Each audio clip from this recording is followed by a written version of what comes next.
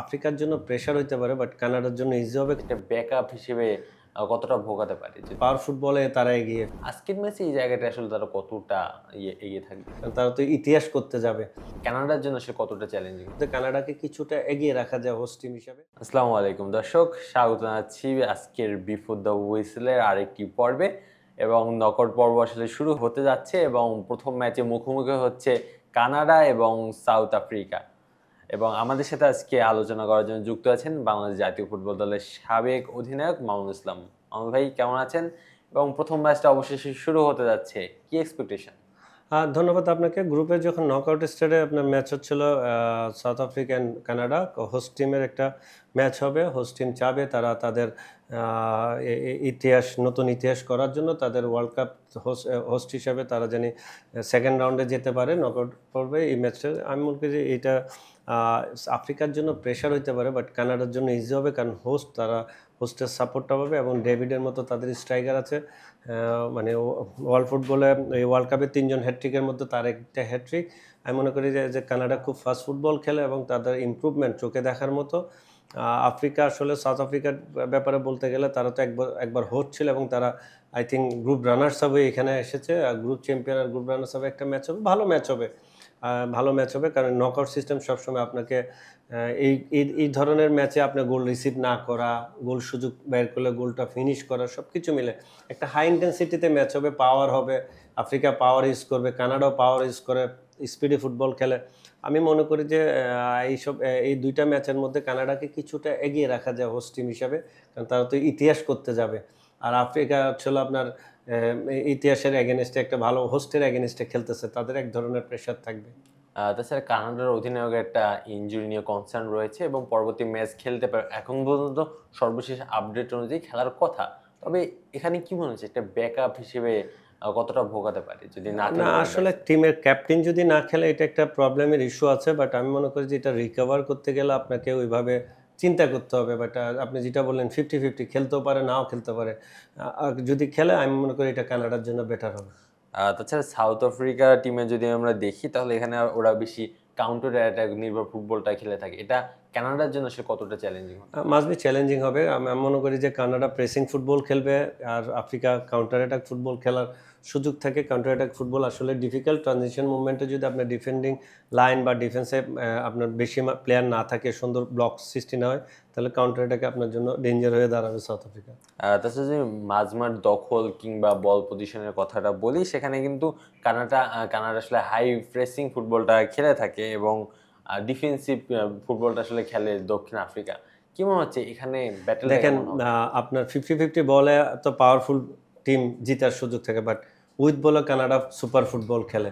Space create করা, space বা আপনার বল পাসিং, মুভমেন্ট সব কিছু মিলে আমি মনে করি যে মানে এক ধরনের ইউরোপিয়ান ফুটবলের মতো স্টাইলে ফুটবল খেলে আপনার কানাডা। আমি মনে করি কাউন্টার অ্যাটাক আর হলো আপনার all over football, pressing football যেটাকে বলেন আপনি, প্রেসিং ফুটবলে আমি মানে অ্যাজ এ ম্যাচ হিসাবে যদি আমি কানাডাকে এগিয়ে রাখা, আমার মনে হয় এগিয়ে রাখা উচিত।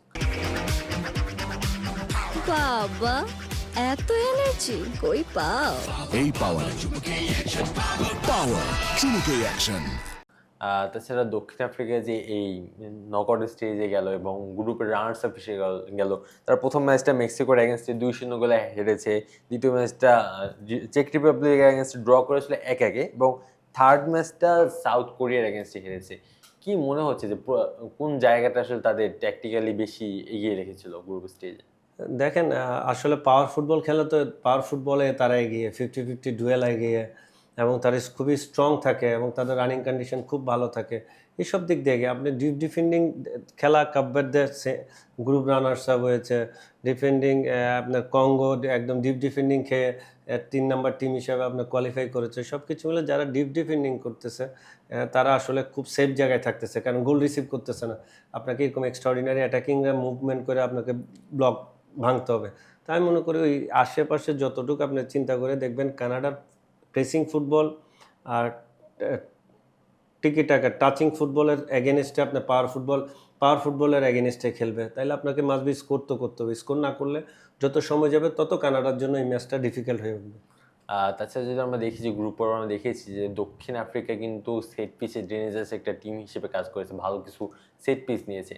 আজকের ম্যাচে এই জায়গাটা আসলে তারা কতটা এগিয়ে থাকবে? না, এটাই আপনাকে বললাম, মানে 1-1-এ আপনার তারা পাওয়ারে এগিয়ে থাকবে, 50-50 বলে তারা উইন করবে। এই জায়গাটুকুর জন্য তো আসলে প্ল্যান করা আছে। যখন প্রেসিং আপনার, আমার মনে হয় না কানাডা ওই জায়গাগুলিতে 50-50-তে পিছিয়ে থাকবে, বাট উইথ বল আর প্রেসিং ফুটবলে যদি কানাডার হোস্ট এখন তারা 90 মিনিট সেম রিদমে খেলার চেষ্টা করবে, তারা চেষ্টা করবে প্রথম 10-15 মিনিটে গোল ব্যবধান, গোল বাড়িয়ে ম্যাচটাকে ইজি করতে। যদি তারা এটা করতে পারে, তারা আমার মনে হয় না কোনো জায়গায় প্রবলেম ফেস করতে হতে পারে। তাছাড়া যদি একদম শেষের দিকে যদি কথাটা বলি যে এবার যেহেতু মানে নকআউট স্টেজে তো আপনার 120 মিনিটে খেলা হওয়ার একটা হাই চান্স রয়েছে যে সামহাউ ম্যাচটা ড্র হয়। এই ম্যাচটা আসলে ড্র হওয়ার কোনো প্রবাবিলিটি আছে কিনা? থাকতে পারে, ডিপ ডিফেন্ডিং ফুটবল আপনার থাকতে পারে, কাউন্টার অ্যাটাক বেসিকে হওয়ার এখন বেশিরভাগই ম্যাচ আপনার ড্র হতে পারে, আবার কিছু ম্যাচ ডিসাইডেড হতে পারে। এটাই ডিপেন্ড করে আপনার স্কোরিংয়ের উপর। এখন কাউন্টার অ্যাটাক যদি স্টপ করা হয়, কানাডার অ্যাটাক যদি স্টপ করে, আপনাকে তো যেতে হবে 120 মিনিটের ম্যাচ, তখন চলে যাবে গোলকিপারের হাতে। তাছাড়া যদি গোলকিপার যদি সামহাউ টাই ব্রেকারে চলেই যায় ম্যাচটা, এটা গোলকিপার হাতে সেখানে আপনার কোন দলের গোলকিপার একটু বেশি এগিয়ে রাখবে? আমার মনে হয় আফ্রিকান গোলকিপার একটু এগিয়ে আছে এই দিক দিয়ে।